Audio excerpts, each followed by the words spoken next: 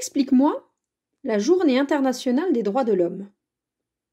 Demain, et comme depuis son lancement en 1950, la plupart des pays du monde célébreront la Journée internationale des droits de l'homme. C'est quoi? En 1948, choquée par les horreurs commises pendant la Seconde Guerre mondiale, l'Assemblée générale des Nations unies, qui réunit 56 pays, valide un document qui s'appelle la Déclaration universelle des droits de l'homme.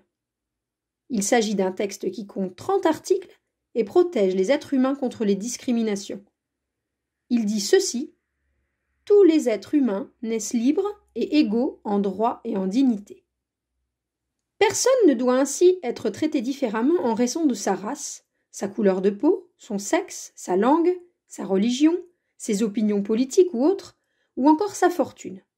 Chacun a donc droit, où qu'il se trouve sur la planète, à la vie, à la dignité, à la justice, à la santé, à l'éducation, à la sécurité ou encore, et c'est très présent dans l'actualité, à la liberté d'expression.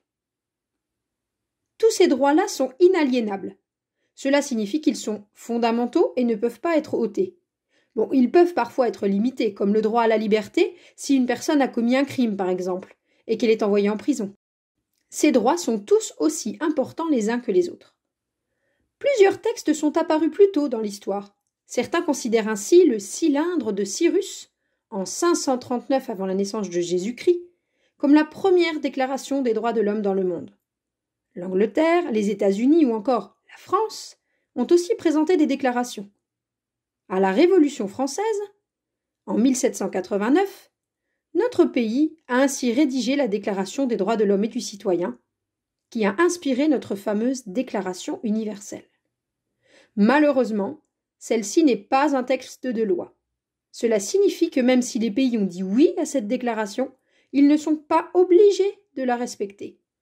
Voilà pourquoi certaines barbaries et certaines injustices continuent chaque jour dans le monde. À toi, à moi, à nous de les combattre pour atteindre un monde meilleur.